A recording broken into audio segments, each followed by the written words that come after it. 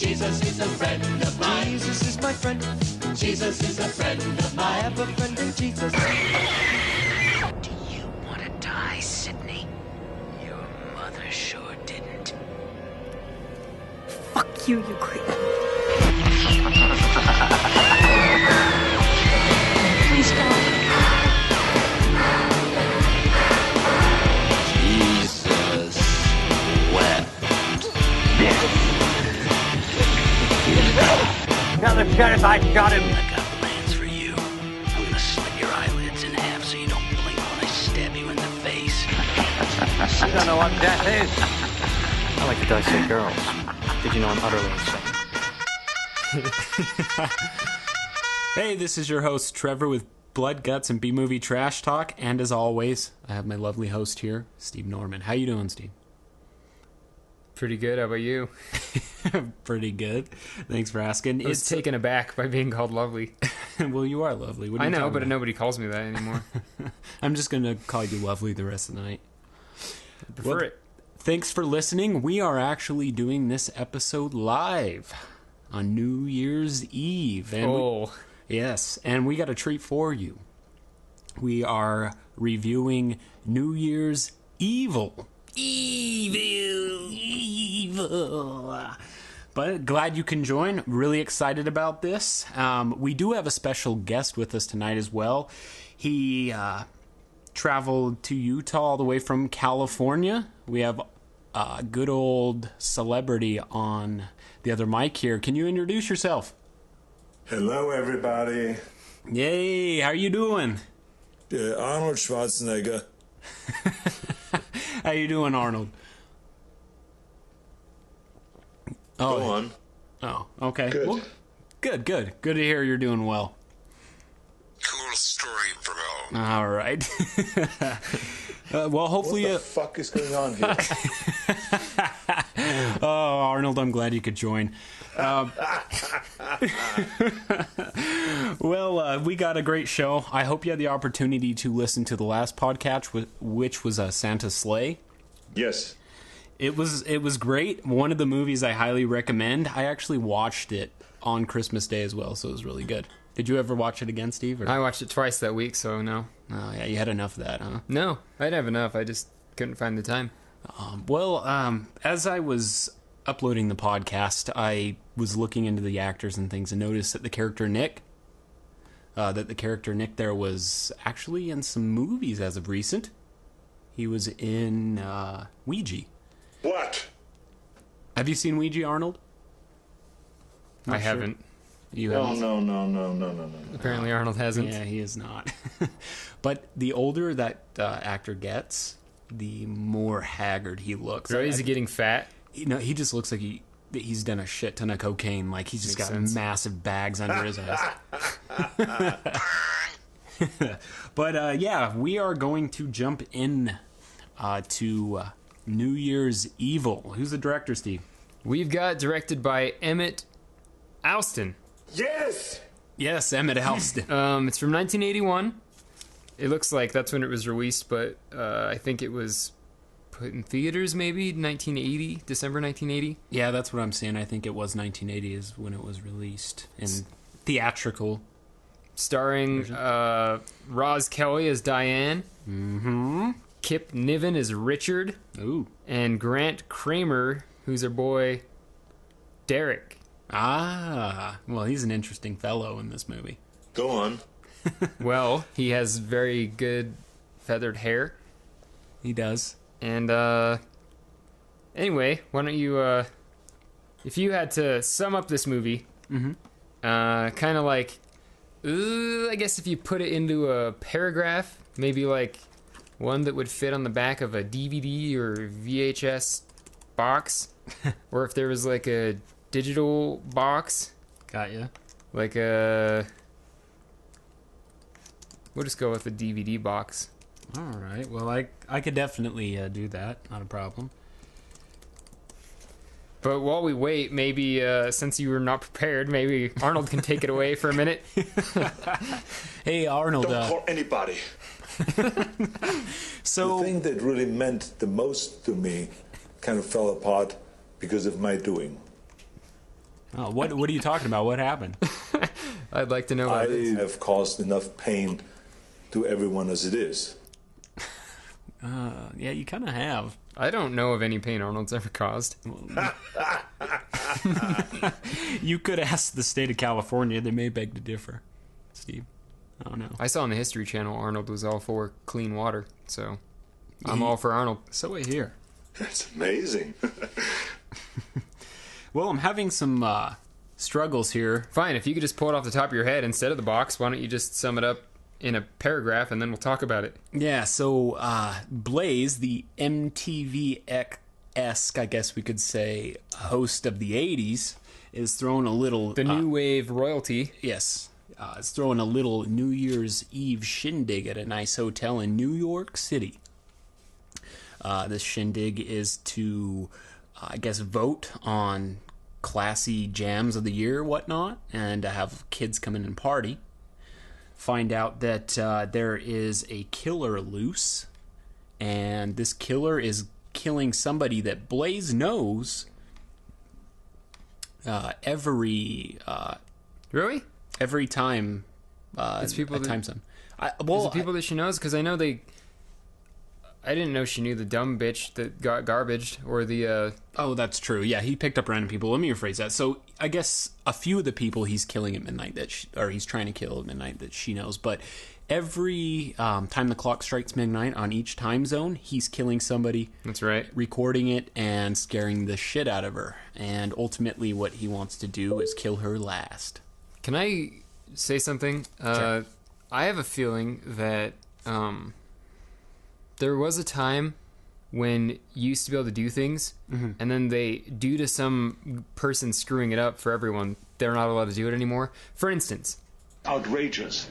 Yeah. It is. It's a fucking joke. For instance, I'm pretty sure people probably used to be able to call in and get directly on TV and be able to say anything they want, and that's why they time delay it, and that's why people aren't allowed to get on the TV anymore, you know? Yeah. And so, I feel like maybe back then you could have just called and been right on the TV station, been like, I just killed this person, and that probably because also.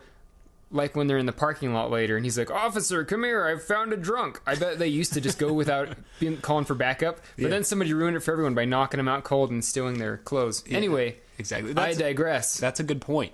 And I think that's why a lot of those kind of things died out, like those midnight marathon call-in and raise funds for this thing or that thing, or those talk shows to where they used to have people call in and talk about particular things. They don't do that shit anymore. They didn't die out. Dick Clark died out. He was America's original teenager. But there used to be a lot of shows on TV where they would actually have listeners call in and they would talk about stories and things. And I don't think they do that anymore because people just think they're a fucking giant joke and they just call in. And What's funny? What's funny about it is... No, I said it's funny. I know what's funny. Nobody needs to tell me what's funny. Yeah, and they should keep... Right? Yeah. I think things are funny. Yeah, but they should keep doing that just because of the calls they will get. But, hey, let's get back to New Year's Evil here. The movie starts out with the introduction of not only Blaze, the main character of the film, and her real name is actually Dee. But it also starts out It's with... Diane. Is it Diane? I thought it was D. Well, D stands for Diane, you know, like Dracula. This is D also. Oh, okay, sure. I don't mean to correct you, but it's Diane. And also Yvonne. Yvonne is her, manager, right? Yvonne is a living color band castaway. Stop laughing! Mixed with Oh, my bad. Booker T, Sorry, the Arnold. wrestler. Right? Anyways, Yvonne is, I guess, how does it start out? She's on the phone. Oh, yeah. She's yakking away. Yeah, with Dee, discussing where Blaze, which is Dee, Blaze's husband's going to be and if he's going to attend the show. And apparently, Yvonne tells Blaze that he's not going to show up because he's in Palm Springs partying too hard, I guess. He was actually doing cocaine or something. She says, he's probably snorting coke or getting drunk or something like that. But anyways, Yvonne hangs up, and this is where the first kill happens. And this is an important part of the film because Yvonne actually sets up the fact that Dee's husband is staying in Palm Springs for New Year's and will not be attending this show. But Yvonne's staying in her hotel room, and she's getting ready for some sort of event, probably the show. And the shower... Oh, excuse you, Arnold. But the shower is dripping excessively. And she goes to try to turn the faucet Turn tight. off the funky faucet. Yeah. And as she does that, she hears a noise at the door. So she goes to see what the noise is, and as she goes to check it out, the killer pulls a quick one and hides behind the shower curtain. As she comes back in, he pulls her into the shower and stabs her to death. And that curtain... After a bit of shower play, faucet drip first. Yeah, it dripped again, and she went to go twist the shower knobs there to turn it off, and the killer pulls her in. And unfortunately, the shower curtain censors the kill. Fatality. But the next scene, we're blessed with a hit music choice. While the crazy goth / rocker horror picture show kids head to the New Year's bash. I have written down... Yes! I have written down, after the first kill, the movie opens with John Five's friends driving to a New Year's Evil song. That is actually really good. I didn't think of that, but you hit that spot on. Eee. Oh, I also enjoyed the line, "Ernie, baby, drop a loot and relax." It runs in Danny DeVito. Drop some lewds. But Shadow, I am highly impressed. As the credits roll and these The classy kids, music band. yeah, they are fucking great. What's your opinion on Shadow, Steve? I like it. It's pretty good. Although I feel like the song kind of drops a little ass in the middle, like because the hook is really cool, but then it kind of goes to like a weird. It kind of shits the bed. Yeah, but then it goes back to the hook again. I can't complain, really. I mean, the music's probably way better than the movie. Yeah. Although the movie's not bad. Yeah. The kids finally show up to the hotel where the event is taking place, and the security guard asks for tickets as the teens approach the entrance. And the Boy Georgist-looking teen pulls out a comb switchblade. No, just to show that it's... Yeah, he really does, Arnold. I'm not kidding. Kids these days in fucking California, not like when you took the helm. Yeah, like the cop's kind of scared of the kids. He keeps asking, like, you got tickets? Where's your tickets? Where's your tickets? And the main leader of the group pulls out the switchblade, puts it up to the cop's face. And any normal cop nowadays would just pull a gun out and shoot him. Mm-hmm. Well, he would have shot him when he looked at him. He wouldn't even wait. Yeah, but he pulls out the comb and starts brushing his hair and tells the cop. The kid pulls it out in a manner that says, "Why don't you sit on this one, Fonz?" Like that. But then it jumps to the scene where Derek, Blaze's son, arrives to see his mother at the show. Derek is excited about the new part that he'll be starring in. I guess he auditioned for a role in a TV show and got the role. Now, his mother ignores everything that he's saying because she's a self-centered bitch, from what I gathered from this film. Yeah. Derek also finds out that his dad will not be attending and becomes super bummed. This is I think this is where the first red herring, or kind of the only red herring in this film. This throws you off the trail of the movie because you get to see who's killing these people the whole time, but you don't know who he is. Yeah. It's really odd because you see the killer pretty close to the start of the film, and you know the son's kind of off his rocker. And so he says something like, "I'm crazy" or something, and starts taking pills. Yeah, and so you get the sense that it could be like a group killing of some sort, or like they're together, because he's just starting to go off his rocker. But it ties in at the end of the film. And the red herring is the fact that somebody dies and the killer is not there. You know? Yeah. Like somebody dies at the hotel. Yeah. What's her name? Manager? You're not getting it, Arnold? No. You all right over there? What's going on? Long flight from California. You got some jet lag? What the fuck is going on here? Well, I'm glad you asked, because... What the hell is going on? Well, this is what's going on, Arnold. Blaze starts the show and accepts calls for votes on the best track of the year, right? Like the best songs of the year. Is that what she's doing, Steve? Well, maybe it's New Year's request. I'm not sure. However, She does happen to get a very disturbing phone call during the show from Gilbert Gottfried. Apparently he is evil. Yeah, she gets a call from good old Mr. Evil. First she calls him Phantom Caller. And he's like, you can call me that. Evil. Except for more Gilbert Gottfried. Yeah. But, he's... Affleck or whatever. Yeah, he does the voice for Affleck now, doesn't he? Yeah, but I can't do a Gilbert Gottfried, or I would. Remember he used to have, like, his own little segment TV show on USA? Like, he used to do late night shows. It's fucking ridiculous. No, but I've always imagined Gilbert Gottfried smelled like urine. He probably drinks his own urine, Steve. But yes, she receives a threatening call. And evil. He threatens to kill a person that she knows.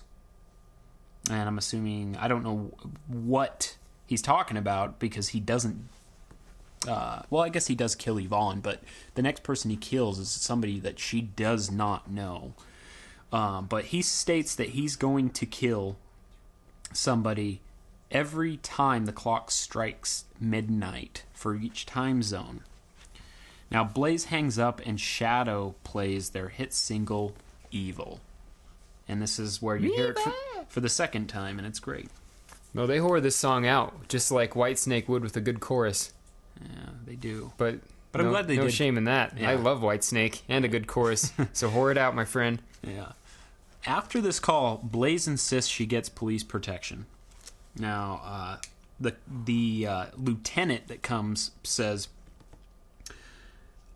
he comes in, and basically what Blaze says is that this guy wasn't a normal freak, and she wants the protection. And all of a sudden, this is where it starts with the lot of B-roll with a bunch of fucking coked out kids dancing to the music, which we see. You keep cocaine. Yeah, cocaine. Dude, I've written down new wave. Cocaine. Shut the fuck up, Arnold. Yeah. I have written down new wave people dancing like Dawn of the Dead zombies. Yeah, during band playing, because they're kind of just like shuffling in place, and they're painted the same as that shitty Dawn of the Dead makeup. Yeah, they look drugged or like almost like zombies, and I don't know if that's some sort of message, but you see that throughout the film. Ugly motherfucker. Yeah, they're a bunch That's of other more accurate. Yeah. But you see this multiple times, and what I found so odd is like the music's blaring at this event, and these kids are dancing, and you can hear their like feet hitting the concrete. The like sound effect to it is so loud. It's a shitty PA system, because when the cop finally gets on it to talk over the crowd, they're able to talk over him. That's a niche. Yeah, that doesn't make much sense. The next scene jumps to the loony bin. This is like that psychiatric hospital, the sanitarium. But the killer sneaks in the back door that was left open by the cook taking out the garbage. And the killer, in case you're saving time and not watching this, because we're watching it so you don't have to, he looks kind of like Clint Eastwood a little bit. Yeah, a young Clint Eastwood. In fact, me and my friend Alex of previous podcast fame and the Alex Do Show, we discussed how the acting to this movie is pretty on par to Dirty Harry, and it almost seems like if Dirty Harry was the bad guy, like that's this movie. Anywho. The killer is shown right at the beginning. To me, he looks like a fucking penis. He just has a weird face. I don't know. He's just kind of funny. This naked man all oiled up. He's not oiled up in this, Arnold, but... you can imagine if he was. Yeah. So the killer runs into a nurse, and this is the nurse that he's going to kill right at midnight. Now this is where the tape recorder is introduced, right, Steve? Yep, that's correct. Jean White, I think her name is the nurse. I don't fucking know. Yeah, but yeah, Steve doesn't jot down character names. I don't pay attention enough for that. Whatchamacallits. Whatever. I wrote nurse. That'll suffice. The killer seduces her with a cheap-ass bottle of wine he just pulls out of his bag. Hey, that was some bubbly, dude. That wasn't wine. I thought it was like champagne. Was it champagne or wine? I'm pretty sure it's champagne, right? I don't know. It was one of the two. Affirmative. Didn't he? Arnold knows. Because he watched the film. He knows. He said it was good stuff or something. It looked like champagne. Mm-hmm. I mean, it... Yeah, but... Shadow, it jumps back to another scene where Shadow's playing they're playing a bluesy little tone. Have you noticed? Did you notice that this band isn't so much new wave as it is like? I mean, I guess I don't know what new wave sounds like, but it can't possibly be what this band sounds like, right? This band borderlines between hair metal and then weirdy, strange, like not bluesy enough to be Cinderella, but like kind of, I don't know, like it's generic weird. stock footage band. Yeah, I don't know, the bluesy track that they start playing here that I'm going to discuss. It was like borderline like elevator blues. No, it was like pretty decent blues. Like the music was super bluesy. It just didn't have the old like wise black man complaining about everything and sitting in a stool. Yeah, so Shadow, which I'd say that they're very talented in their library of music's quite impressive. Okay, well, they can play.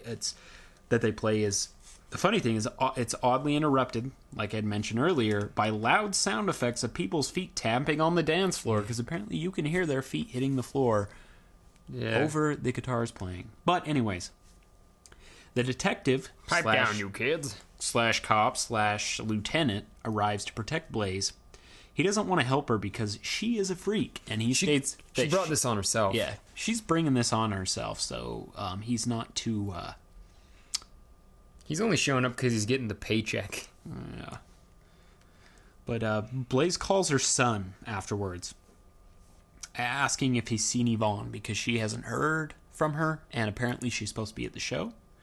When her son asks for some time to discuss an important matter, she just fucking hangs the phone up. And then, bitch. Yeah, exactly. That's what I was saying. And you'll find out that you are right, Arnold, because... Fucking crazy. Bitch. Yeah, she's a goddamn crazy bitch. She hangs the phone up on her son, and this is where Derek attempts to commit suicide with these random pills. 3 pills. Yeah, they're red. Other than that, I don't know. Maybe he was roofing himself like So 3 why times. am I still alive? Yeah, that's what I was at. That's a good question, because he's not incapacitated. And he just sits there after he takes the pills, and he just sort of lays on the bed like on Starsky and Hutch after he gets all that cocaine and dancing out of his system. I don't do drugs.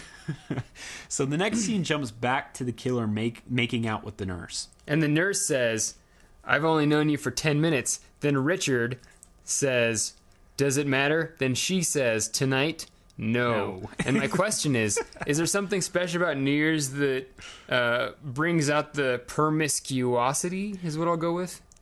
Because why does it matter if it's New Year's? Like, today's New Year's, and I don't feel any more daring than I did last week. Yeah. Totally mow her into the ground, just totally destroy her. Exactly. That's what he does. well, not quite, because I'm sure you're probably gonna describe this in good detail, but I'm gonna steal this instead because of Arnold's segue. Yeah. So instead of stabbing her with his penis, he gets out a switchblade and pokes her with that. That's what happens. Yeah. And you can fill out the scene a little better. I just excited to say that. Well, you hit the nail on the head there, but yeah, he definitely mentions. She says that she says that whole thing. I've only known you 10 minutes, but tonight. And from what I have learned, if you say it does not matter, that's all it literally takes to get ass, Steve. From at least in the 80s, not nowadays. But, Might get an infection. Yeah, exactly, and that's Disgusting pussy. Probably pretty filthy. She was ready to go right in that operating room. Exactly. But the radio... Grown man getting out his champagne and making it with a nurse. This movie must have been written by man. But the radio / recorder that he introduces, he has that in the room, and it's blaring the New Year's countdown. Now, the killer clicks the record button with about 15 seconds before the new year hits to catch the murder on tape. Now, as he is what kids like to call motorboating nowadays, he pulls out that switchblade from his pocket and starts stabbing her. And it jumps to random shots of mentally ill people jumping and dancing around. Jumping and jiving like fucking Dick Clark. Yeah, while he's stabbing her. And then then it's followed by random people dancing for an excessive amount of time to Shadow. Because of you, a lot of people are dead. And now, it's your turn. Not quite yet, Arnold. He gets there, but I think we got some more time. Takes an hour and 40 minutes. Yeah. Hour 40 minutes, possibly too long.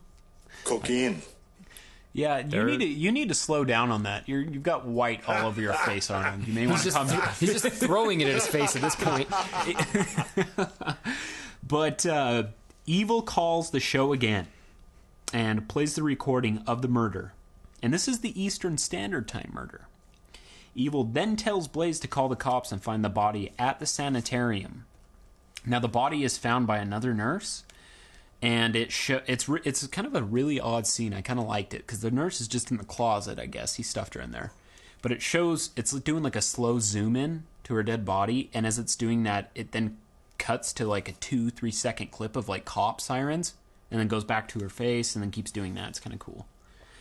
But after the body is found, it jumps to the disturbing attention-hungry Derek, Blaze's son. Which he is rightfully attention-hungry because he doesn't get any. Yeah, he's super needy. Well, his mom doesn't care. Yeah. Bitch. Yeah, she's a bitch. But anyways, Derek then starts just playing with a knife. He has like one of those switchblades. He then pulls a red nylon over his head and puts what looked to me as earrings, and he puts them in his ear, and he asks, or he talks kind of to the audience or the camera and says, now what do you think? This is talking to himself. He starts like psychologically going crazy. But you did. This is the B-movie equivalent of Jane Gum doing the tuck on Silence of the Lambs. Would you fuck me? I'd fuck me. Deeper. I'd fuck me hard. Yes. Like Joe Walsh. Joe Walsh. Uh-oh, here comes a flock of werewolves. He then attempts to call into the show for his mom, and the tone is busy, so he hangs up and tears up the roses that he bought her. That's what she gets. Like, he brings those for her, and she's like, you just put those in some water. Yeah, she's a pretty terrible person. She's a Piccadilly whore. I don't like her. But then it cuts to a scene where Blaze is told that Evil was not lying and that the nurse was actually found brutally murdered. And so that call that she was kind of scared of, she's definitely been put in a situation to where now she's really freaked out. Then it jumps to a scene with the killer once again, and he's dressed like a fucking cocaine dealer.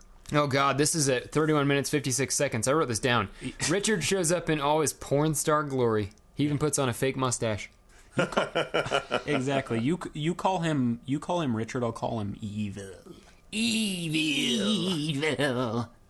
But yeah, he shows up to this club. Gilbert Gottfried. In like a Miami cocaine dealer get up, I guess we could say, and he has this fake mustache. And let me tell you, it looks fucking ridiculous. It's super, super, super fake. But the killer states that he is Eric Estrada's business manager. Which makes sense, because he sure looks like it. And he looks quotes... like it real good. She starts asking him questions, and he quotes, "The money's okay, but it's no bed of roses. Some of these picture people are real prima donnas." Like, he knows a little too much about the... particular job. I don't know. He could just be referencing his wife. That's true. Yeah, she's kind of a celebrity. But then the jumps to another scene to a band playing, and this is no longer Shadow. This is where the other band that sucks a giant cock, I would have to say, what comes a horrible thing to say. Yeah, no, Arnold. These guys aren't...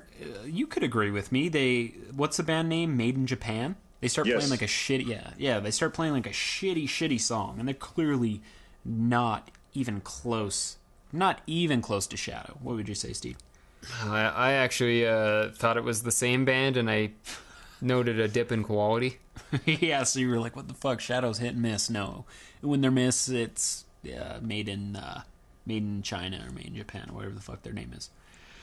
But what happens after that is it jumps back to the killer, and he finds out that the girl he met in the bar that he started talking to... That he entices by lighting her smoke. Exactly. And invites to You're her a to stupid Stratus. bitch. Now, did he entice her, Arnold, with his mustache? Yes. The promise of Blow and Eric Estrada. Yes! Okay, oh shit. Rich men smoke tiny little cigars. Or big fatties. But he takes Did both... you really smoke a joint? I have not tonight, but hey, it's New Year. I may give it a go. I don't know. How about you, Arnold? Yes. Nice, good call. Yeah. Yes! Okay. But anyways, he takes the two women to his nice... Is it a Mercedes-Benz? It's some kind of Mercedes. Yeah. It's mediocre. I wouldn't say it's a classy Mercedes. Today I was driving thinking about it, and I thought it was kind of nice. Maybe, yeah, I don't know. I'd choose a different one. But this was the 80s. That could have been top notch. I don't know. But he invites those two women to come. Oh, you know what? Before you get into that. Sure. At 35 minutes and 40 seconds-ish, this may be during the drive. Sure. Or maybe just before. The band's playing a song called Dumb Blondes, which I noted because one of the lyrics is... Dumb blondes, well, they may have empty heads, but they're Einsteins in bed. Ooh. I wrote that lyrics down. That's pretty funny. What do you think about that, Arnold? Dumb blondes. Yep. But after that whole scene where the killer's taking these girls to his car and everything, it jumps back to the detective and Blaze. And he's just discussing the fact that they're looking for this killer and then he's actually out on the loose. And this is where you get the first kind of weird hint about the killer. The detective asks Blaze if she's recognized the pattern or voice of evil. And he asks this question for some reason. Well, I guess... That's kind of weird. It is kind of weird, but... I guess it is standard police work question. Yeah, I guess if you look into it, and even I've read, just information on the psychology of killers, things. A lot of time, like serial killers... or other type of killers kill people they know or they know a lot about. So I don't know. I guess that could be a setup and payoff that we might start discussing. Going out on a limb. I don't know. I am kind of going out on a limb. No, I'm just kidding. I don't know. It was pretty good. Pretty well researched. I didn't know that. Yeah. But, it could be that, or it could be some nice, cool little thing we'll discuss here later on the film. Then it jumps back to the scene with the killer, or shall I say evil. But Evil is driving around the city. He's cruising the mean streets. Yeah, killing time. And finally snaps at the fucking annoying girl that he picked up. Let me say this first. Yeah. He says to the dumb girl that he meets at the party, quote, "You're exactly the sort of girl I was hoping to meet in a place like that." How many times has a stupid girl heard that line from a man with a porn stash that she met 5 minutes previously? I don't know. You're the asshole on TV. I'd guess a lot. Yeah, but she doesn't... I thought any girl in reality would just get fucking pissed and make you take her home after saying something like that. I feel like this girl might go with this. I mean, her friend would probably talk some sense in her, and then she'd decide she was mad, but this girl seems really, really dumb. She keeps talking about Akron, Ohio, which, as we know, when this movie was made, LeBron James wasn't even born, so it wasn't on the fucking map. So it was just, shithole. Less famous than, just as famous as Cheyenne, Wyoming or something. Yeah. Well, Evil needs to take some time, kill some time, I guess we could say, before he can commit his next murder. So he decides he needs to take a pit stop. And what he decides to do is stop at a liquor store. And the second girl he picked up, he actually gives her a $100 bill and says, "Go buy the finest bottle you can buy." And I guess she's buying champagne / and or wine. I don't know. I saw this as not killing time, but realizing he needed to speed it up. So he needs to get this fucking girl out of here now so he can kill this girl right on time. Sure. And then just worry about her friend after. Yeah. Because he kept sweating, looking at the clock, and he's like, "Oh, God." Yeah. I agree. This place looks like a fucking crack house. Yeah. Well, they did have a very, very tall African-American gentleman that was very nice at the liquor store. Yeah, could have possibly played in the NBA. I don't know. But, she goes and Seriously, his knees went up to the counter. Yeah. He could have tripped over the counter. Yeah, he could have. As she goes in and she actually buys the liquor, This is where the killer takes advantage of the vulnerable, idiotic woman, woman he has in the car. The really stupid girl. To go along with his ridiculous getup, he says that he has some great grass. You want to smoke a number? Yeah, that's exactly. This girl is so dumb that Steel Panther has made a living writing songs about her. He has I don't know if it's fake weed or real weed, but he has the weed in the bag, and he asks her if she wants to smell it. Now, when she goes to smell it, it's a huge bag. Yeah, it's fucking huge. It's barely got any weed in it. It's a fucking novelty bag. Yeah, so he pulls the bag over her head and just starts strangling her. Now, it then cuts to the second girl that was in the liquor store for some champagne. She walks out to find her girlfriend's shirt in the dumpster. The car's gone. It's moved, but she walks out and she sees a shirt hanging out of the dumpster. Now, I thought this was fucking hilarious because as she opens the dumpster to check for her girl, the Evil is in there with a lighter, just like fucking with his smirk on his face. That seems great. Yeah, and he just grabs her, pulls her into the trash can, and I guess he stabs her to death in there, which was pretty funny. After this, it jumps to Blaze. Now, she hears the second recording and says... she hears a second recording when he calls, and they're chit-chatting. But she tells Evil that he's a sick son of a bitch. She says, "You're a sick son of a bitch, mister." And he says, "Shut up, bitch," with his voice change. That was sure. But the funny thing... yeah, the funny thing is the cops actually get to the scene. Well, he tells them where they are when he's still fucking there. That's a close call. Yeah, I don't know what he's doing. Poor taste. He's not even wearing clothes. You cops show up to a liquor store and see a guy not wearing clothes because he's changing in his trunk right at the murder scene. You might raise some questions. Yeah, I'd agree. But he's currently dressing like a priest at that point. Yeah. And the cops show up to the scene, and they're walking around, and there's a neighborhood close to this liquor store, and they go into the first neighborhood, or the first house next to the liquor store, and they find the two dead girls. One's hanging from a swing set, or the swing of a swing set, and the second is dead on the slide. You are terminated. Yeah, they both got. And she waits till the camera shows up to slide down it. Yeah, which I don't know what was going on there, but yeah, that did happen. Now, after the cops find the murders, it jumps back to Evil, who gets in a low-speed pursuit. Yes. After Richard the Priest. He does. He stops at a stoplight, and there are a bunch of bikers around, and one of them says a little funny, I don't know what the one says to him, but flips him off. And the funny thing is he has this little book in his passenger seat, and it's like a detective disguise book or something. It's fucking ridiculous. Dick Tracy fucking kid. Yeah, and I would have to say this guy's a master of disguise. He definitely has a book to show him how he can fool people. It's kind of incriminating evidence, though, if he gets caught with that thing. Yeah. But all those get-ups in his trunk. Yeah, it's ridiculous. He's dressed as a priest, and he runs over one of the bikers in front of him. That's great. And it's like he's not paying attention. He's like fucking with the radio, and he runs into a biker. Yeah, he doesn't do it. Which teaches him a lesson. Yeah, he doesn't do it intentionally, which is way funny. And then he gets in a low-speed pursuit with the biker gang. Now, the killer after he hits these bikers, he fucking tries to get out of there because there's a good handful of them. They start chasing him, and he decides to park at a drive-in. He hides in the drive-in, which is kind of clever. I would not anticipate them looking for him in the drive-in. Yeah, it's convenient. And the cool thing that I thought is when he pulls into the drive-in, there's a Blood Feast trailer that's playing at the drive-in. Blood Feast is fucking cool. Although the main movie seems to just be the trailer because it just keeps talking. Yeah. But as he's sitting in there, he's kind of looking around to make sure he's lost the tell there. But the bikers actually find his car. But before they do find his car, he flees. And he leaves the scene, and they just start busting up his car. And he thinks he's outsmarted him, but I guess one of the bikers he bumps into, and the biker asks him where he thinks he's going.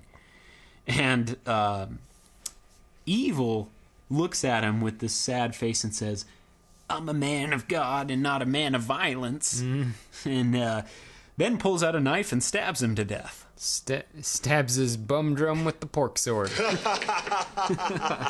He then steals a car from two teens making out. He opens the car door. The boy is full on second basing this girl while they're watching the previews. And, Say it again. Yeah, say it again, Steve. Arnold didn't hear you there. He doesn't have gets in this car, and this boy is full on second basing this girl while they're watching the previews. Yes! Yep. And he's like, get out of the fucking car, or something like that. And Yeah. It reminds me of Bushwhack because he hijacks the car with the girl in the back, just like when what's his name, Daniel Stern hijacks that car with the fucking kid in the car seat on Bushwhack. That part's great. Yeah, but he I thought he was going to kill the boyfriend, but he didn't. He just threw him out, and then he gets in the car. Yeah, he steals the car with the girl in it. And what I wanted to see was she's like, please, I'll do anything. And I wanted him. At that point, it would have been the ultimate if he would have got your tits. Yeah, if he would have got out the fucking voice box again and just been like, bust out your tits, bitch. That would have been so fucking great. He just grabs a voice changer and says, "Sit on my face." Sit on my wiener, and I'll guess how much you weigh. Oh fuck! But the next kill, from what I reckon, is on Mountain Standard Time, Steve. MST. That's us. Yeah. Except for they go to Aspen with a bunch of pussy-ass prima donnas riding around with a candle on their skis. Yeah. But the girl in the car offers to fuck him for her life. She says, "We can even get it on, mister. I won't make any fuss." Except for this guy's wife's way better looking than her, and he's planning on ruining your life and killing her anyway. Yeah. So Evil, in response, he just looks in the rearview mirror, makes this ridiculous face, and just grabs his knife and just like fucking. He's just like moving it. He's just like moving it around, and she gets kind of scared. But the only thing that would have been better is if he would have reached up with his right hand and grabbed the rearview mirror and just positioned it to be like staring at her chest the whole time. Arnold, why are you looking at tits on the internet? We keep hearing this fucking internet thing pop up over there. This pop-up blocker. It's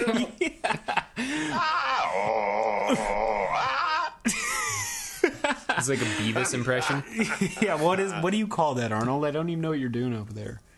You're fucking searching. Let's have a sexy girl for a change. Yeah. That's what I'm sure the priest was thinking when he stole this car. Yeah. Yeah, she did have her tits hanging out, so. In a weird and uncomfortable way. Yeah. They were just sort of like if I pulled down the top of my shirt just so like if I had boobs so they could just stick out. Like they just didn't look comfortable. No. They looked like they were just laying there like they're like resting on the shirt. Like bags of sand. Sort of sticking out. Yeah. You know when you feel a woman's breast? Yeah. Feels like a bag of sand. That's what I was thinking. But as he's showing her this knife after that ridiculous fucking little offer she extends his way, two drunks start crossing the street as he's driving, and they just walk right in front of him, and he has to stop. And the girl immediately runs out and gets out of the car. Now, he gets out of the car as well, and it's funny because this priest walks up and he has a switchblade, and he just looks at the two drunks, and he's like, "Oh, get the fuck out of my way!" Gets all pissed off at him.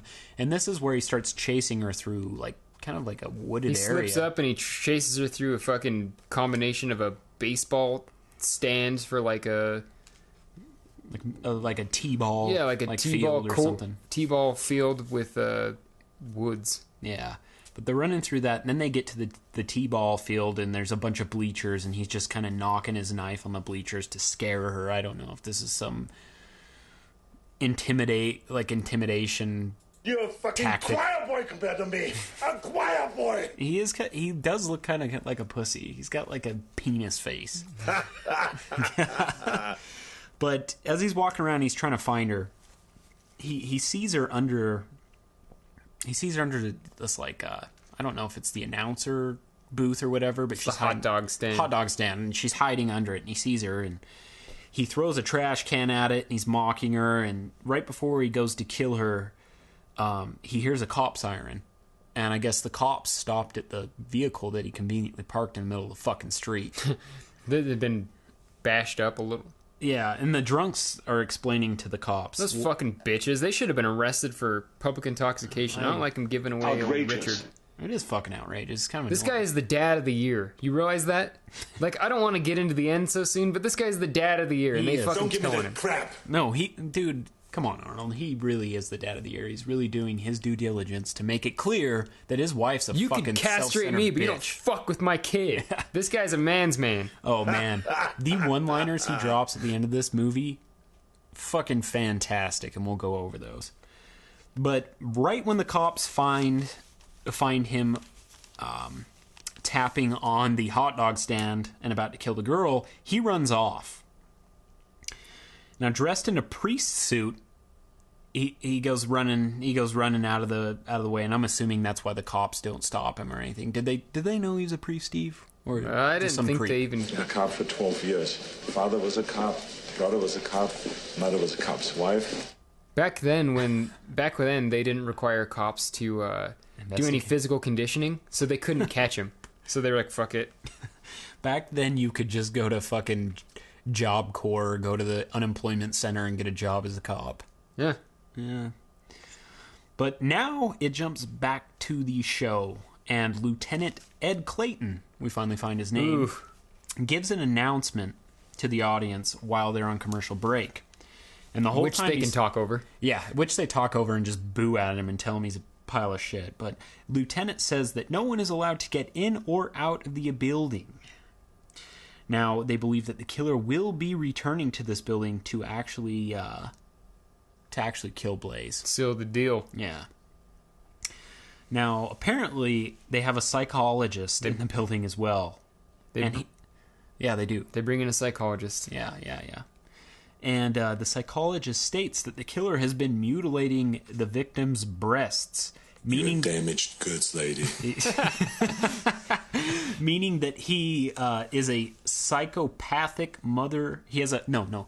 The psychologist states that he has a psychopathic mother fixation. I don't recall him really mutilating any breasts. Yeah, I don't see it either. But I assume the psychologist is referring to the kill the father, fuck your mother. Yummy. You know, I noticed something. Freudian psychopath. The psychologist, or whatever he was, seemed like he was really putting it on so that after this movie became a minor hit, he could be the next Unsolved Mysteries guy. Oh, God. That's what I was thinking. Like, this guy's just using this as his own personal stage to try and be the next Unsolved Mystery guys, but Dennis Farina beat him to it. But how does that tune go? I can never hum it right. I'm just thinking X-Files, but... Da, da, da, da, da, da. Yeah, it's something like that. Close enough. Yeah. But in the shadows, Derek is lurking. And he still has the fucking red nylon pulled over his face. He then leaves when he eavesdrops the conversation. The cops are talking about the killer and how the killer is going to be coming to the show to kill Blaze. And you don't know what's going on with this guy because now you already know who the killer is. You know he's crazy. You know he's crazy, but you're just seeing You know he's this. crazy good looking. I don't know. I wouldn't say he's the most... He's like Clint Eastwood without the mole. With a bunch of, scars on his face. Not like acne scars, but, I got in a fight with my little brother, and he, cut me with knives on my face. I bet you grew up to be less of a pussy then. That's true. Because your little brother just manhandled your face. Yeah, with a bunch of knives. But after this, it then cuts to the scene where the killer has to find a way in to this building to kill Blaze. Now, he was a little late on this last kill, wouldn't you say, Steve? He's slipping up. I mean, this is what happened. This is He got lazy. textbook when you let a fucking little girl ruin your plans. Yeah.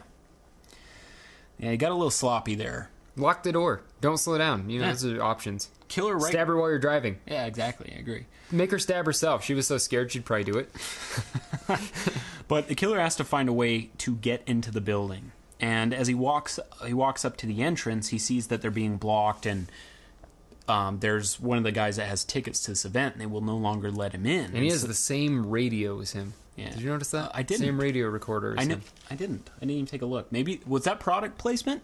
Was it That was with the pre-Walkman. the recorder, Yeah. the technology of This that was time? the original Talk Boy. Smooching with my brother.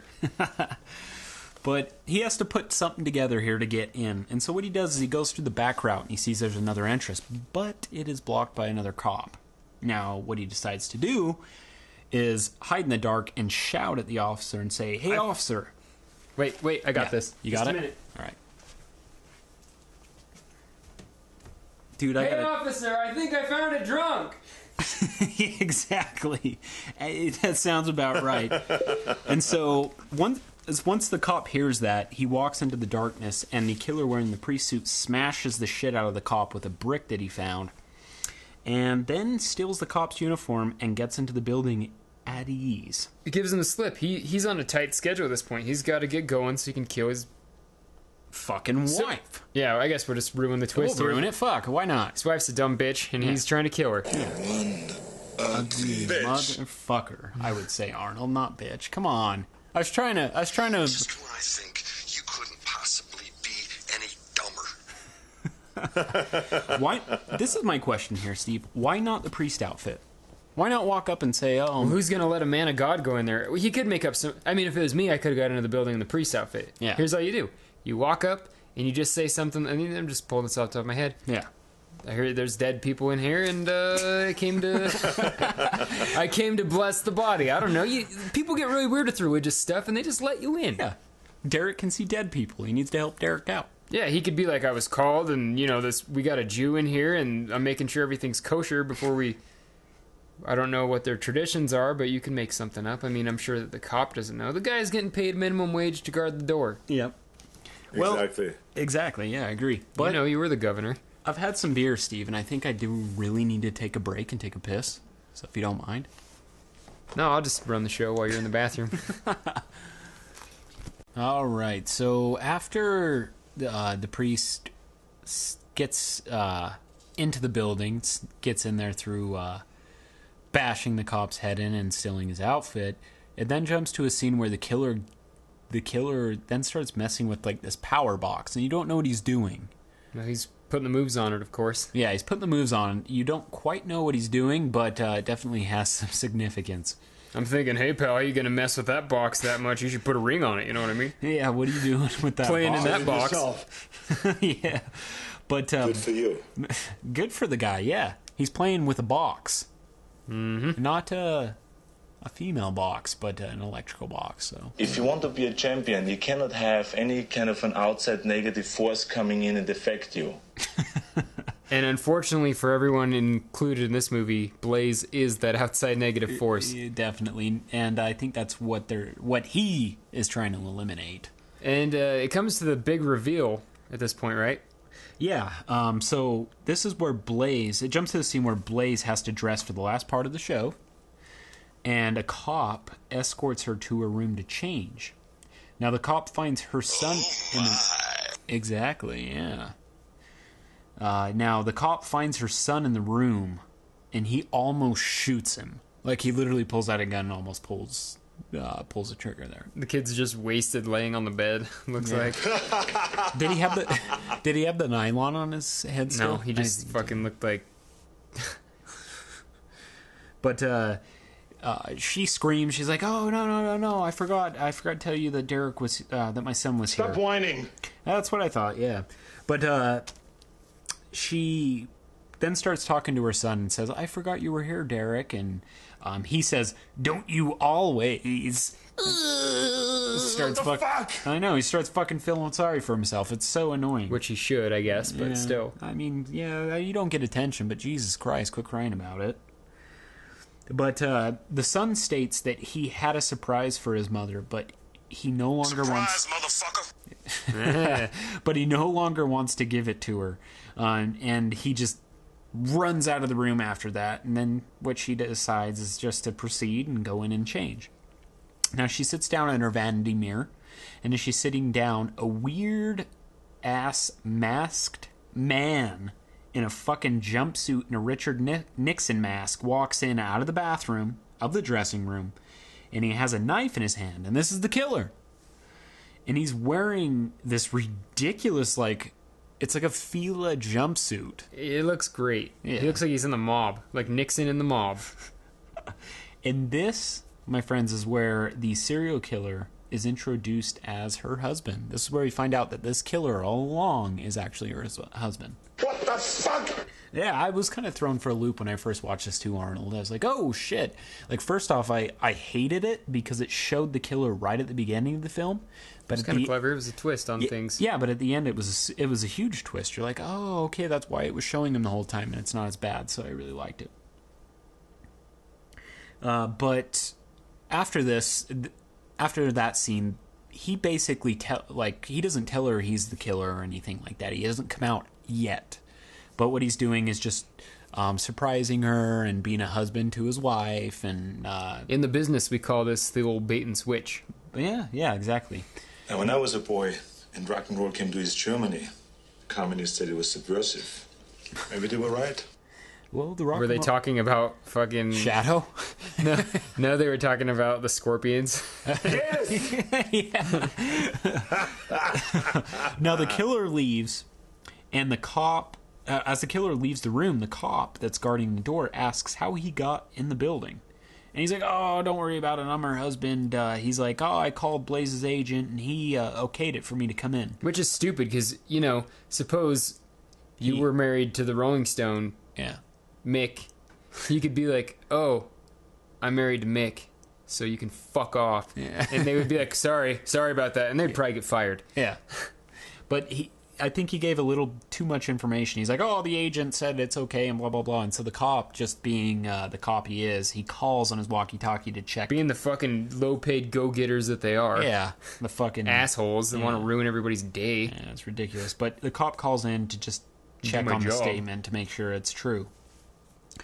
Now, Evil, the killer, goes back to the power box, and this is where we find out what he's actually rigging. Now, what he is rigging is an elevator. And, when I first watched this, I asked the question, like, what the fuck is he doing? But it actually, is quite clever, and I thought it was pretty cool. I think that this may be the asshole that ruined it for everyone, and now it's the reason they don't keep these boxes on the outside of the elevator right in anybody's... I mean, they probably did at some point, yeah. And, assholes like this started fucking with them, and so they're like, yeah, we gotta put this somewhere else. Yeah, I know. Maintenance room. But cuts to another scene where the lieutenant hears back from that cop after he looks into the cop's question about whether or not he got the killer got the okay to go see his wife. Now he finds out that there was never anything like that mentioned from the manager or whatever. And the lieutenant finds out that the husband's car was actually left at the drive-in. Cottonweb lies. Yeah, and that he actually killed the biker and had kidnapped that girl. What, did the bikers tell? It's showtime. I don't get it. The bikers have now teamed with the police to catch this guy.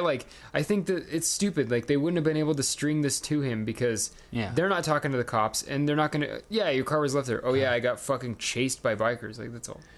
He did do significant He's a shitty liar. He gets caught in his web of lies. Relax. Brought down. You relax. Chill out. Yeah, Dickwad. Whoa. You're the one hopped up over there on cocaine.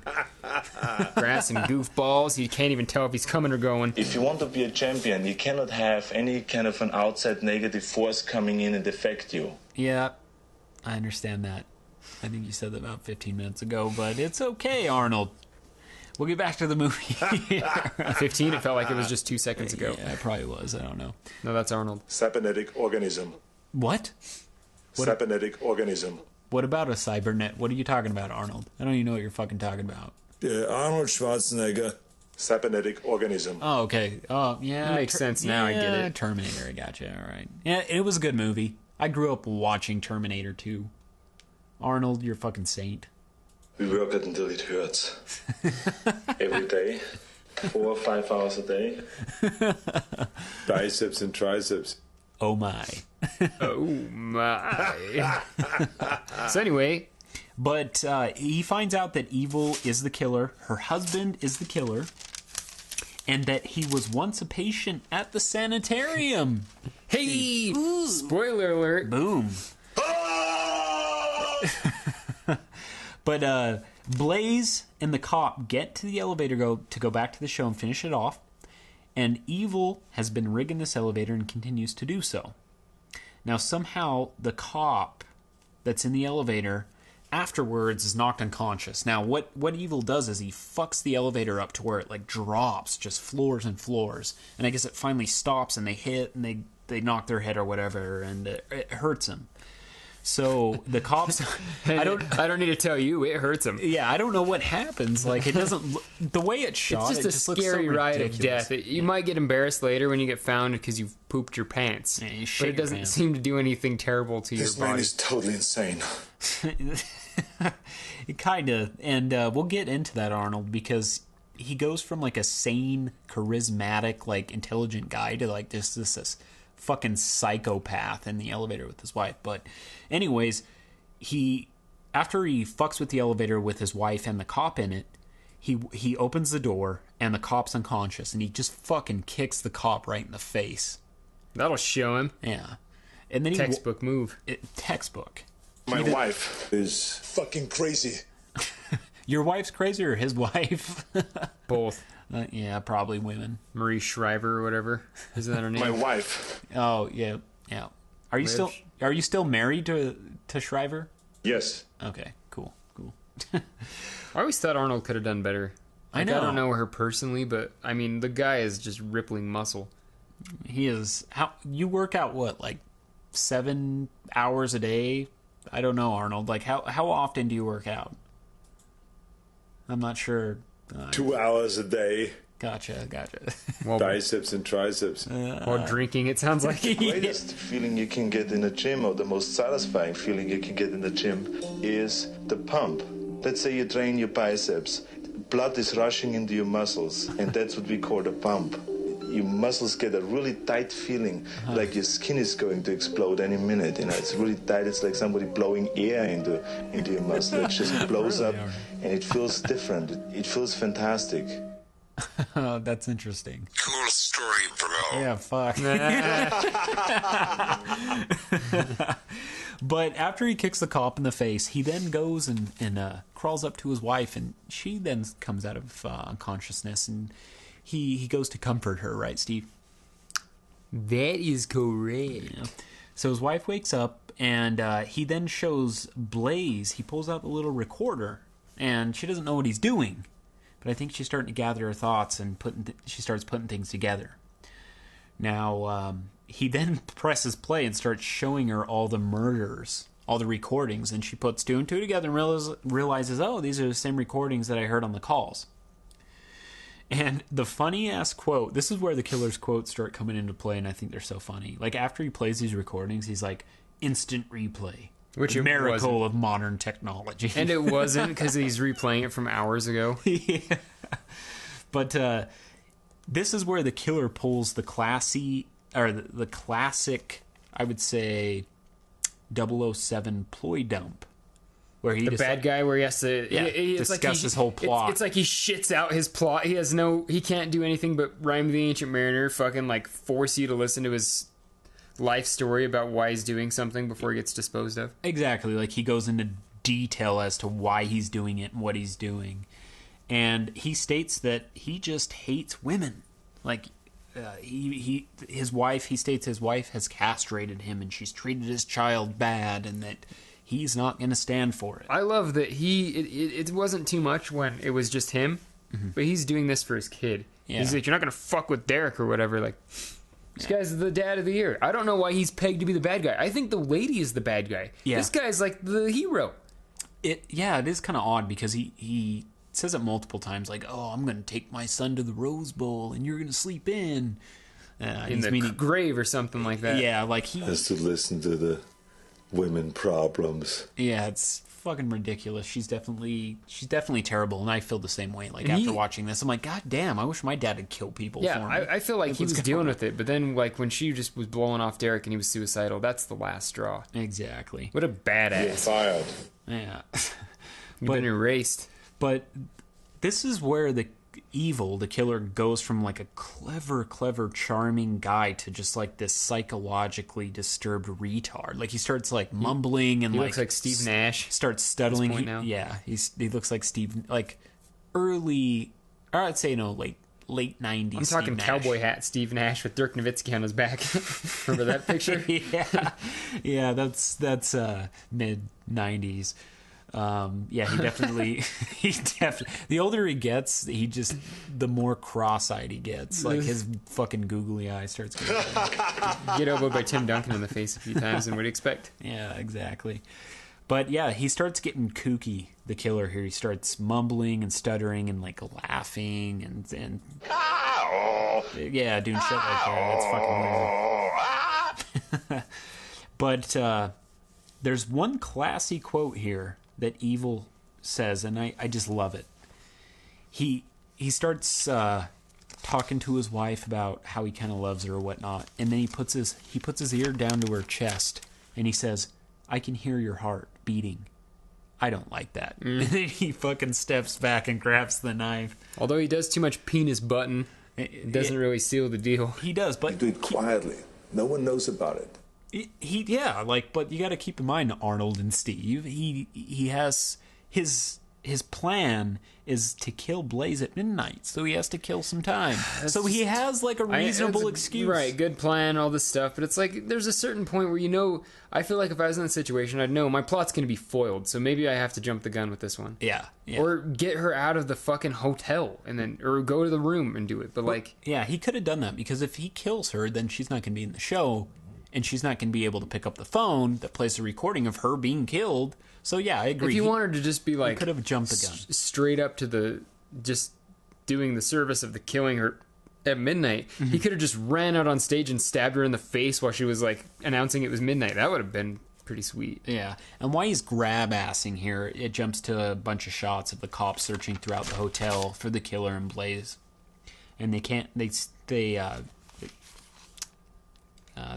find him anywhere. But this is where Evil uses his mind and creativity to put Blaze to rest here. Now, what he does is he handcuffs her, and I would say starts to, what I like to call, sexually assaulting his wife. He starts ripping her. You're a fucking choir boy compared to me. A choir boy. He starts pulling her shirt off and things like that. And then he grabs this chain. I don't know where he got it, but he grabs this chain and he wraps it around the handcuffs. And he connects it. He moves the elevator up and he connects it to the bottom of the elevator. And then he says, "You're going to enjoy your New Year party. Get smashed." Because what he's going to do is he's going to lift her up in the elevator with the chains and then drop the elevator and have her smash at the bottom floor. Well, if it is me slamming her around from wall to wall. Yeah, and while a apparently pretty messed up guy and girl are in the elevator. Yeah. But, that's his intention, is just to smash her at the bottom. Now, the two that you just mentioned, Steve, the people in the elevator, they look like they're zombies, like super high, drunk, and they hear Blaze screaming at the bottom of the elevator. I don't know much about drugs, but it must have been the pot. It must have been the grass, I would say. But anyways, they were using. Yeah. They were using and abusing. But just using. They're any use is abuse. No, yeah. Wait, any use is abuse. But anyways, they're pounding at the emergency stop in the elevator because they hear the scream and it's just not working. And good old Evil is just watching the security cam, getting a chuckle out of it. He's fucking getting his penis hard. Mm-hmm. Gets his dick hard watching them flail up and down the old shaft. Yeah, and unfortunately, Evil doesn't get to see his wife get smashed because the cops finally come in and find him. And this is why you can't... As much as I like the showmanship and the taunting and getting your money's worth, you can't fucking do this in a tie up the only elevator in the hotel. Somebody's going to need to use it and they're going to catch you. Exactly. Now, they get into a shootout. Apparently the killer has a gun and he could have just shot Blaze in the face, but... I appreciate that he didn't, because this was what makes it a slasher. True. I don't want to see a fucking gunfight. Yeah. But he starts shooting at the cops. Cops start shooting at him, and I believe, you can correct me if I'm wrong, Steve, but I believe the cops that are shooting at him shoot the elevator power, and it stops the elevator. That's what I saw. Is that okay? All right. Without the miracle of instant replay, that's what I saw. Yeah. But they shoot that, and it stops the elevator right before Blaze gets smashed. Which you think it would have the opposite effect and just drop it. Yeah. Right? Yeah. You think it would probably kill the people in the elevator, but it just immediately stops, so it just makes no sense to me. But the cops continue to chase... But I'm not a sophisticated elevator technician. Yeah, we're no elevator experts, right, Arnold? I mean... Cookies? Looks like he's getting hungry over there. He's fucking shaking and moving about in his chair. But the cops chase Evil up the emergency stairs, and Evil knew he was going to be running around. Hence the jumpsuit, right, Steve? And the jockstrap. Yes. He then as he's running upstairs, he stops for a bit because he wants to prove a point. And as he stops at one of the stairs, one of the floors, he shoots a cop. Boom. Boom. Only one of the cops. I think he only hits one of the cops. But after he shoots one of them, he then runs up the rest of the stairs. He gets to the top floor of the building, and he just begins like this laughing fit, going crazy. And he grabs the Richard Nixon mask and puts it back on, and then starts gaining control and composure. I don't know if that mask does some sort of thing for him, but it seems it cuts off his oxygen. I don't know what it is, but it's really weird. He puts it on and he calms down. And once he puts the mask back on, a cop meets him and advises that he drops his weapons and surrenders. Now he recites, which I thought was quite funny, and I don't know if you noticed this, Steve, but... Yeah, I thought it was funny. What? He recites Shakespeare's Hamlet. Third act. Why don't you go ahead and... I mean, I know the part, but for everybody that may not have watched, why don't you just recite it for us?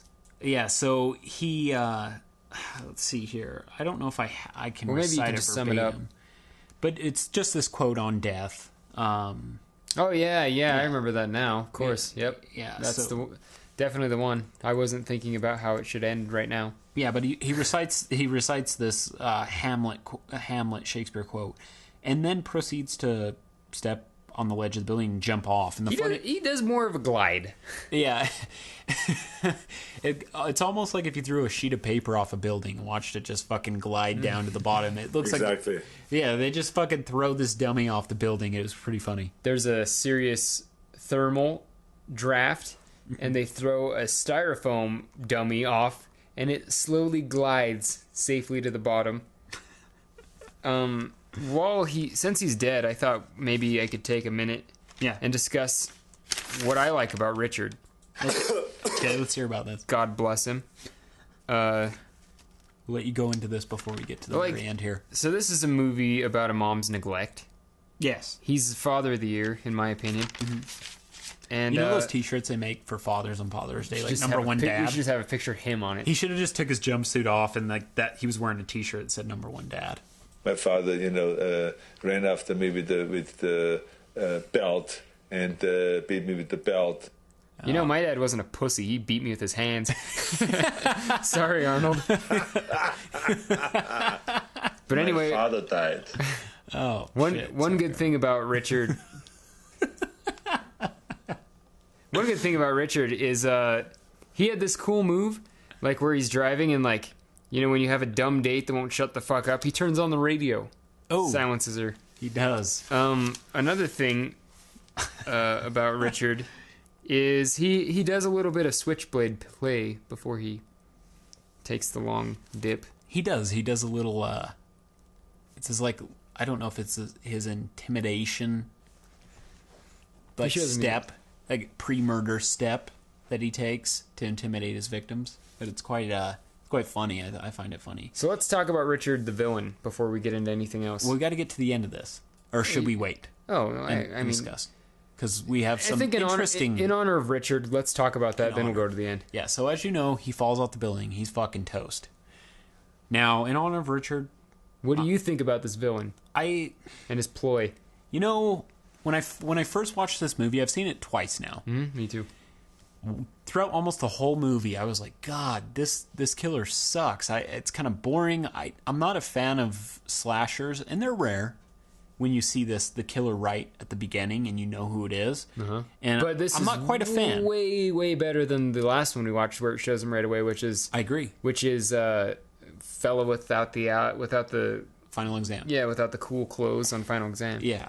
But This guy's got multiple costumes. Yeah, and I'm typically not a fan of that. But the way it turned out with the huge plot twist and everything like that, it's interesting. And to find out that he's doing this all because his wife is a bitch and fucking treats his son like shit, I liked it because his whole motive behind it was just to teach his wife a lesson. Yep, so that rockets him up there. But he's kind of a pussy because he, instead of going out with a bang and maybe trying to kill the cops or like be a tough guy, he just fucking jumps off the building. Yeah, he should have pulled a cop off with him or something. Yeah, like he should have definitely done something there. But how do you feel? How do you feel about him? You like him? Yeah, that's what I think. I feel like he was the unsung hero of the movie. And he left his kid, like so many fathers do, to be raised by their mom. Yes. However, his kid was old enough, I think, to move on. Raised by his mom. But shall we say that a lot of times the child follows in his father's footsteps, Steve? You know? Yeah. Maybe. Possibility. Because the way this ends, Arnold... did you catch the end of the movie, Arnold? I'm not sure if you did. Yeah. Okay, you did. Okay, so you know.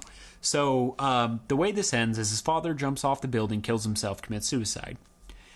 His son and a bunch of other people staying at the hotel meet his dead father at the bottom, and the son has no clue that he was trying to kill his mother and that he had actually committed all these murders. So I thought they were in league because the son obviously killed that black lady at the beginning, right? No, I don't think the son did he? I thought it was the son. I thought it was... Well, because they didn't know where the dad was and he was in Palm Springs. I thought the kid killed him to throw him off the scent. Oh, no. I don't... Because he's like a psycho. It shows him breaking down. Exactly, but it never shows. So yeah, that's a good... I just thought it was the kid. That's a good point. I thought they were in league.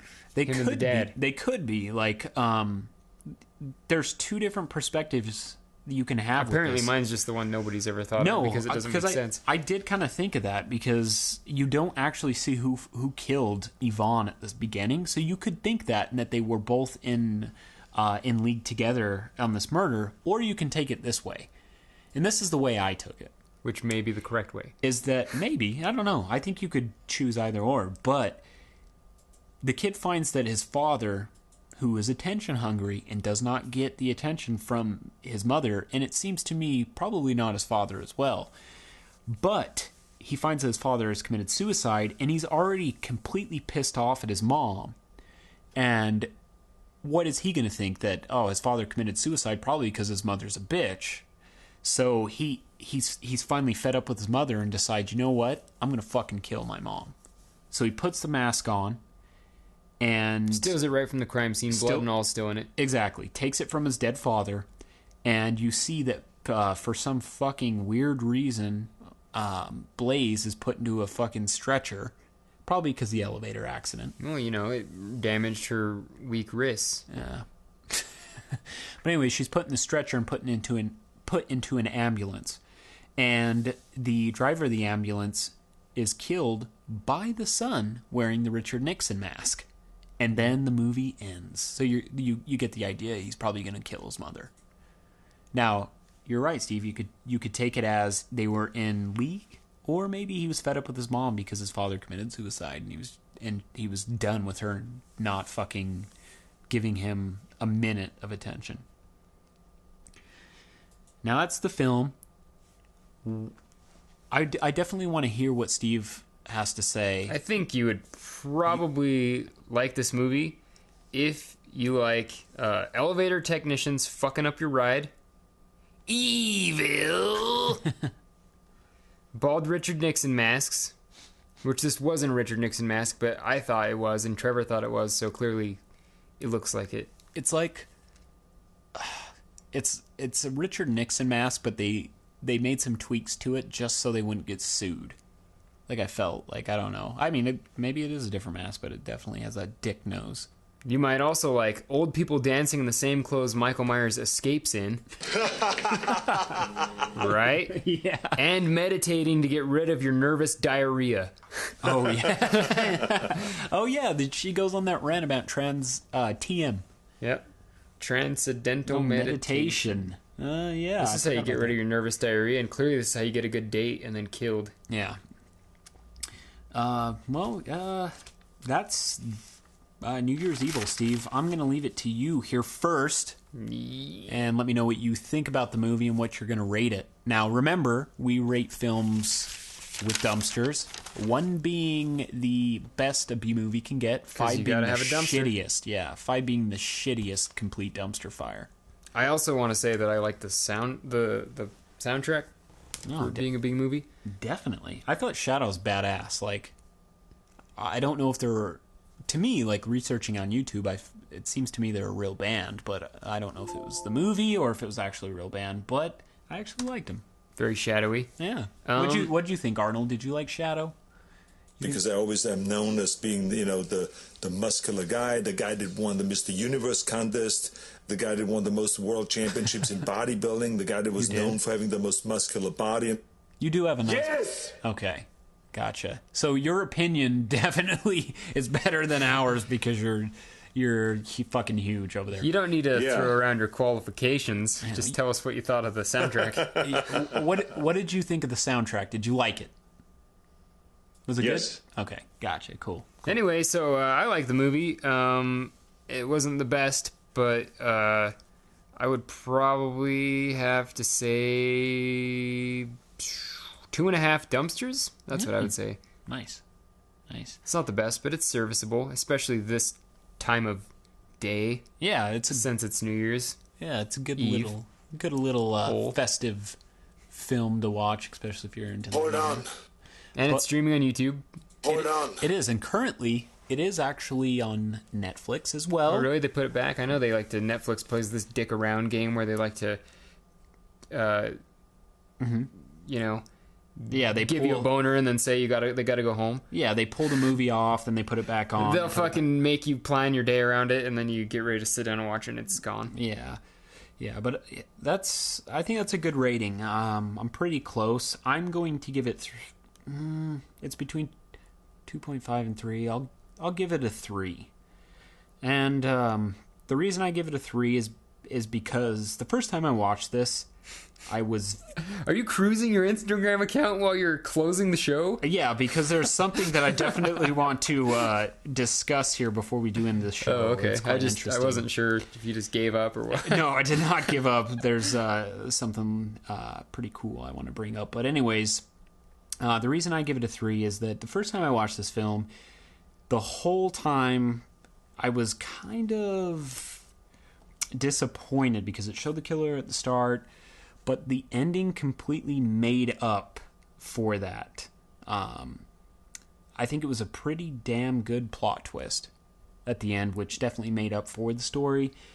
It kind of drags, and I think there is some excess fucking footage with kids dancing around to hair metal, which you find in a lot of... It wasn't hair metal enough, but... No, but I've noticed it's like a subgenre of these slasher films where they have kids, where they just have this like MTV feel where there's a bunch of kids dancing to music or something. Like I know that what is it, Rocktober? Rocktober Blood. Well, yeah, where it's just the whole movie's just penis butting around with them playing on stage. Same with Neon Maniacs we reviewed not too long ago. Well, yeah, and also one thing about B movies, which I love, I love B movies, but I don't.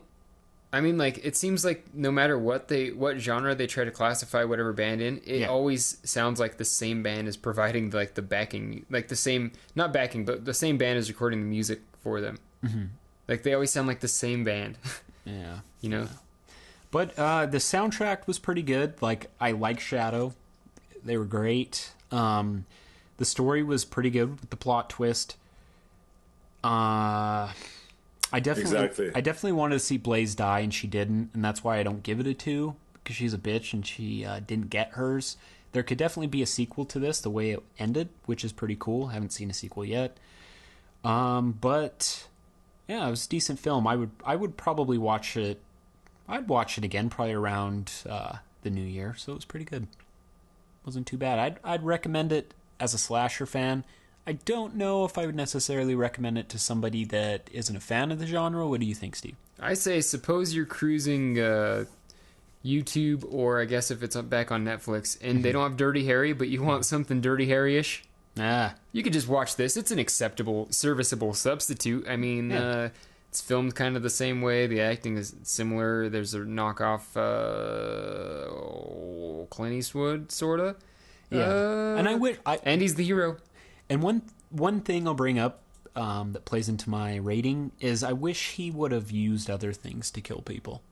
You know, like a he knife? just used that damn switchblade. Like, it's a knife. It's classy. It is classy, but like a switchblade really isn't intimidating until it's in your flesh. What about when the guy's tossing it from hand to hand? Is like, I'll cut you, bitch. Yeah, but give me your wallet. I mean, it would have been pretty cool if he would have done some. If the kills would have been more creative. Now the way they were shot and the way they were done were pretty cool, but he just had the same knife the whole movie through, and that definitely he killed somebody with a big bag of weed. Oh yeah, he did strangle her. Yeah, he did.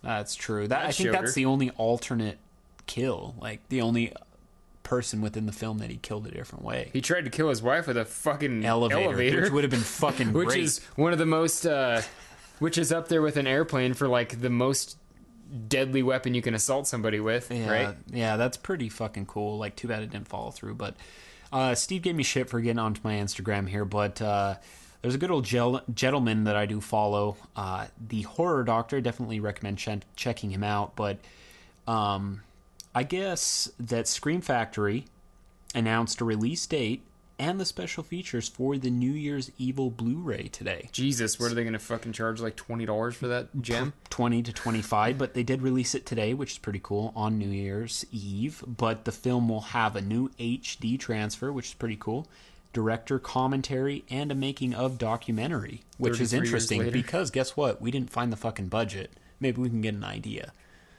I'll spend it $20 to find out. Yeah, but the Blu-ray will be released on February 24th. And like we mentioned, for next New Year's. Yeah. It's also streaming on Netflix, so check it out. You think they would have tried to release this last week instead of waiting until February? Yeah, that's kind of weird, but it's out there now. But that's the film. Decent one at that.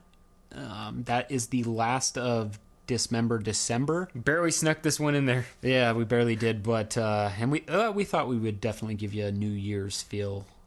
But be expecting some more movies coming up here soon. Always send us funny questions, trash talk at the movie Trash Talk on Twitter. You can also send it at Trevor Turpin on Twitter. And Steve, why don't you say mine? I'd prefer it at Steve Normand. We also have with a D with a D, not Norman. It's Normand. Yep. But also, you can check us out on Facebook. Leave us comments there, and we'll definitely get back at you and incorporate any questions you do have into the podcast. But that's it. Have a good New Year's. And remember, if your mom tries to pull any shit with you, just let her watch this movie and then wink at her really sensually. Yeah. But other than that, have a great New Year's, and you'll be hearing from us soon. If someone steals the car right out in front of my house, I would just laugh at it and buy myself a new car. Goodbye. Goodbye, Arnold. It was great having you. Take care. Bye.